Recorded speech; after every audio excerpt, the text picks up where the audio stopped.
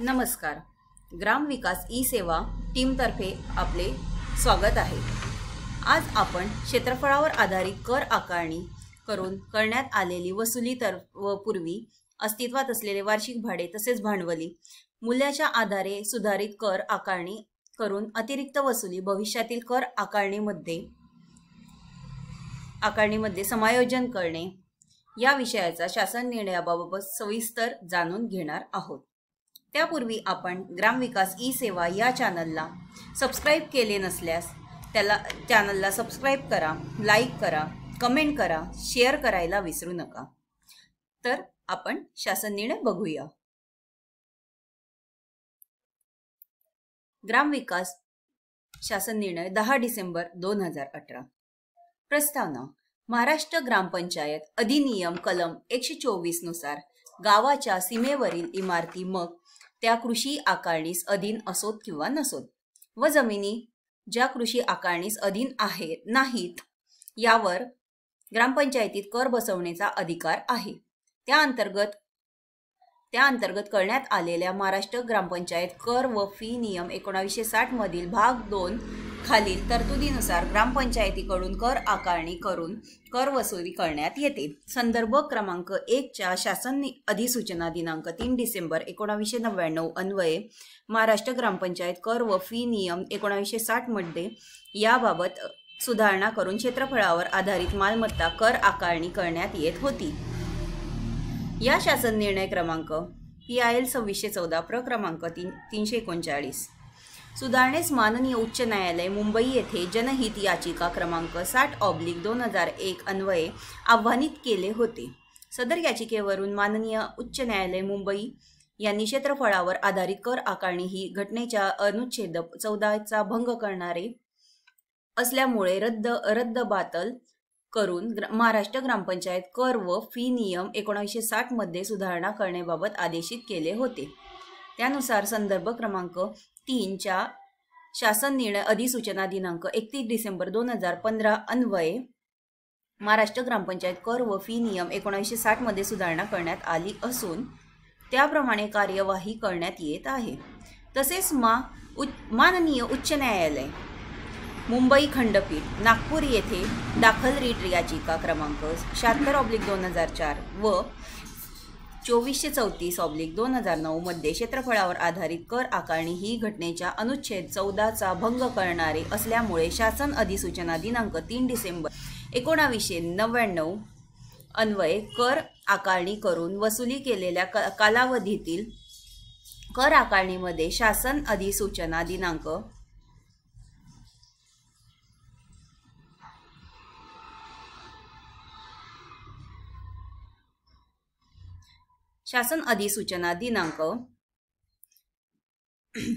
3 डिसेंबर 1999 च्या सुधारणेपूर्वी अस्तित्वात असलेल्या महाराष्ट्र ग्रामपंचायत कर व फी कर आकारणी करण्यात येऊन उक्त कालावधीतील प्रत्यक्ष वसुली व सुधारित कर आकारणी याबाबत कर आकारणी यामधील फरकाची परिगणना करून अतिरिक्त वसुली झाली असल्यास सदरची अतिरिक्त वसुली भविष्यातील कर आकारणीमध्ये समायोजन करण्यात आदेशित केलेले आहे. त्या अनुषंगाने कार्यवाही करण्याबाबत सूचित करण्याची बाब शासनाच्या विचाराधीन होती. शासन निर्णय. उपरोक्त वस्तुस्थिती विचारात घेता माननीय उच्च न्यायालय मुंबई खंडपीठ नागपूर येथे दाखल रीट याचिका क्रमांक 76/2004 व 2434/2009 मध्ये दिलेल्या आदेशाप्रमाणे शासन अधिसूचना दिनांक 3 डिसेंबर 1999 अन्वये कर आकारणी करून वसुली केलेल्या कालावधीतील कर आकारणीमध्ये शासन अधिसूचना दिनांक 3 डिसेंबर 1999 च्या सुधारण्यापूर्वी अस्तित्वात असलेल्या महाराष्ट्र ग्रामपंचायत कर व फी नियम 1960 नुसार वार्षिक भांडवली मूल्याच्या आधारे सुधारित कर आकारणी करण्यात येऊन उक्त कालावधीतील प्रत्यक्ष वसुली व सुधारित कर आकारणी यामधील फरकाची परिगणना करून अतिरिक्त वसुली झाली असल्यास सदरची अतिरिक्त वसुली भविष्यातील कर आकारणीमध्ये समायोजन करण्यात कार्यवाही खालीलप्रमाणे करण्यात यावी. शासन निर्णय क्रमांक PIL 2614 प्र क्रमांक 339 महाराष्ट्र ग्रामपंचायत कर व फी नियम 1960 मध्ये शासन अधिसूचना दिनांक 3 डिसेंबर 1999 अन्वये करण्यात आलेल्या सुधारणेपूर्वी वार्षिक भाडे भांडवली मूल्याच्या आधारे कर आकारणी करण्यात येत होती। त्या संदर्भात भांडवली मूल्य अथवा वार्षिक भाडे मूल्य निश्चित करण्याबाबत कोणतीही पद्धती निषेध करण्यात आली नव्हती। राज्यातील बहुसंख्य ग्रामपंचायती मालमत्ता कर आकारणी भांडवली मूल्यावर आधारित करीत होती। महाराष्ट्र ग्रामपंचायत कर व फी नियम 1960 मध्ये शासन अधिसूचना दिनांक 3 डिसेंबर 1999 अन्वये करण्यात आलेल्या सुधारणापूर्वी वार्षिक भाडे तसेच भांडवली मूल्याच्या आधारित कर आकारणीबाबतचे इमारतीवरील कराचे दर व जमिनीवरील कराचे दर सोबतचे परिशिष्ट अ मध्ये दिलेले आहेत। शासन अधिसूचना दिनांक 3 डिसेंबर 1999 नुसार क्षेत्रफळानुसार चौरस फुटावर आधारित ज्या आर्थिक वर्षी कर आकारणी व वसुली सुरू करण्यात आली होती तेव्हापासून ते आर्थिक वर्षापर्यंत उपरोक्त अधिसूचने अन्वये कर आकारणी व वसुली करण्यात आली। तोपर्यंतच्या कालावधीतील सुधारणी कर आकारणी ही शासन अधिसूचना दिनांक 3 डिसेंबर 1999 अन्वये करण्यात आलेली सुधारणापूर्वी अस्तित्वात असलेल्या कर प्रणालीनुसार करावयाची आहे। त्यानुसार ग्रामपंचायतीतील सदरचा कालावधी निश्चित करावा। मध्ये नमूद केलेल्या कालावधीतील कर 1999 ते 2000 ते 2014 ते 2015 किंवा 2000 ते 2001 2014 ते 2015 वरील मध्ये नमूद केलेल्या कालावधीतील कर आकारणीची परिगणना संबंधित ग्रामपंचायतीकडे शासन अधिसूचना दिनांक 3 डिसेंबर 1999 अन्वये करण्यात आलेल्या सुधारणापूर्वी नोंद असलेल्या वार्षिक भाडे तसेच भांडवली मूल्यावर आधारित वरील मध्ये नमूद करांच्या दराप्रमाणे परिशिष्ट अ करणे आवश्यक आहे। त्याकरता शासन अधिसूचना दिनांक 3 डिसेंबर 1999 अन्वये कर आकारणी सुरू करण्यात आली ते वर्ष पायाभूत वर्ष गृहीत धरण्यात यावे। सदरील पायाभूत वर्षाकरता संबंधित ग्रामपंचायतीकडे शासन अधिसूचना दिनांक 3 डिसेंबर 1999 मध्ये अन्वये करण्यात आलेल्या सुधारणापूर्वी नोंद असलेल्या मिळकतींची अस्तित्वात असलेले वार्षिक भाडे तसेच भांडवली मूल्यावर आधारित कर प्रणालीनुसार कर आकारणी करण्यात यावी।